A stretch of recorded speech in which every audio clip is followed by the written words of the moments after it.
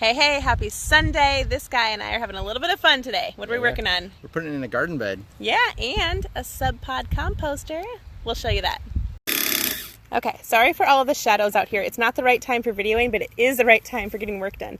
So this thing is called the Subpod. You can see that right there, S-U-B-P-O-D.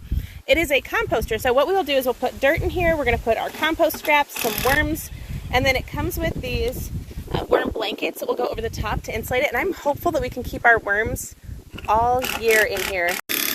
Okay, sorry for all of the shadows out here. It's not the right time for videoing, but it is the right time for getting work done. So this thing is called the Subpod. You can see that right there, S-U-B-P-O-D. It is a composter. So what we will do is we'll put dirt in here. We're going to put our compost scraps, some worms. Whew, so windy, but it feels so good. Here's an update on the garden. Everything is growing, including the weeds, but the plants are growing really well, and that is what is so important. So in the past, we have just composted here in the corner, and then last year we threw a whole bunch of pumpkins there. So now we're going to have a dedicated spot for the compost, which should be better for actual compost, for making good fertilizer, but also for the yard too. Hey guys, here we are putting in another garden bed. So what we did here is we have landscaping timbers that Mr. Awesome screwed together. Underneath here we have landscaping fabric, followed by cardboard, and then now we're just putting some soil over the top.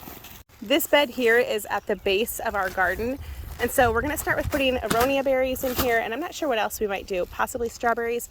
We'll have to do a little bit more research and see what grows well together. So the whole reason we started making this bed is for this beauty here, for the Subpod, which is an in-ground composter. So we will have dirt and worms and then be able to put our food scraps in there and turn them into fertilizer.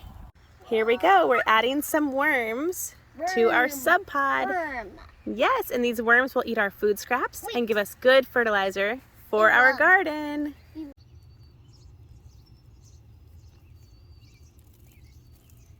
I'll put in